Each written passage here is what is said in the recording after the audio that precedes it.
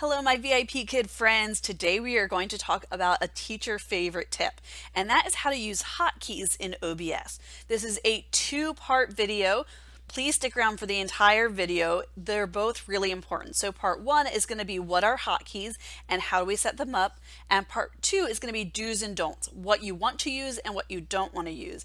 And that's important because it is really the difference between a great experience and a terrible experience. Let's start by looking at what are hotkeys. Hotkeys are simply when we press buttons and want OBS to do something in response. So typically if we're using our keyboard buttons, this is a combination of buttons. So you don't want to use just one, but you might also have a gaming mouse that has some extra buttons and you can use these for hotkeys as well. So hotkeys just let you do things like switch your scenes and sources without having to go over to your scenes box and click. Now we have a pretty wide variety of opinions. Some people like me, we prefer clicking. Other people really prefer their hotkeys, but it's all about what works for you. Let's go set some up. So we're going to go over here to File and then down to Settings. In Settings, we want to come right on over to our hotkeys.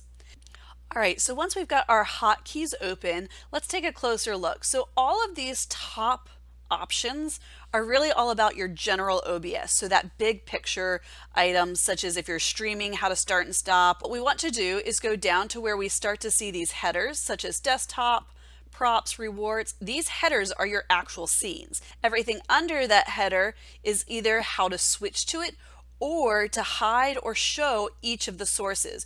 So when you're thinking about hiding and showing, that's like using the eye icon in your source list. So we want to switch to scenes because that's the easiest thing. So let's start with my props. So I'm going to use one of my mouse buttons by simply clicking into the line that I want to use and then clicking the key combination I want. Now you might notice some things over here. So what this does is you can reset or delete whatever you had there.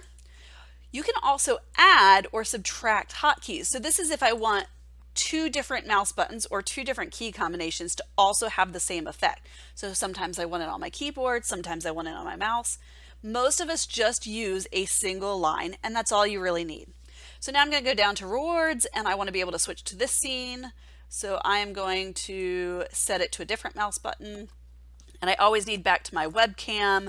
So let's do Shift 2 for right this very moment and we'll talk about what key combinations when we get to part 2. Now I'm going to hit apply and OK. Now that we've set up our hotkeys, all we have to do is use them. So I can click that mouse button and I'm over to my rewards and I can use that key combination and come right back to my main webcam scene. And just like that, I no longer have to click, I just need to use my hotkeys. So a few do's and don'ts. Let's start with the don'ts because those are really important. You don't want to use a single key on your keyboard. Think about typing. What if you're typing in the chat to your student or to the fireman and you suddenly start switching your scenes? We don't want that. We don't want the students to see something we're not ready for them to. We also don't want to use Alt. So there's a couple of reasons for this, including if you hit Alt plus a combination, and let's say you just hit Alt first and you don't actually hit the key combination, on most of your computers that will freeze your camera and you'll think that it's frozen. If you do this, all you gotta do is press Alt and that will undo. It also tends to make a sound that you can hear but students can't.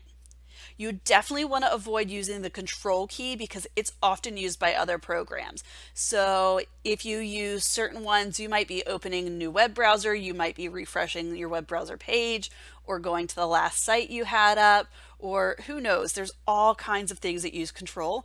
So by avoiding that, we don't accidentally overlap with another program.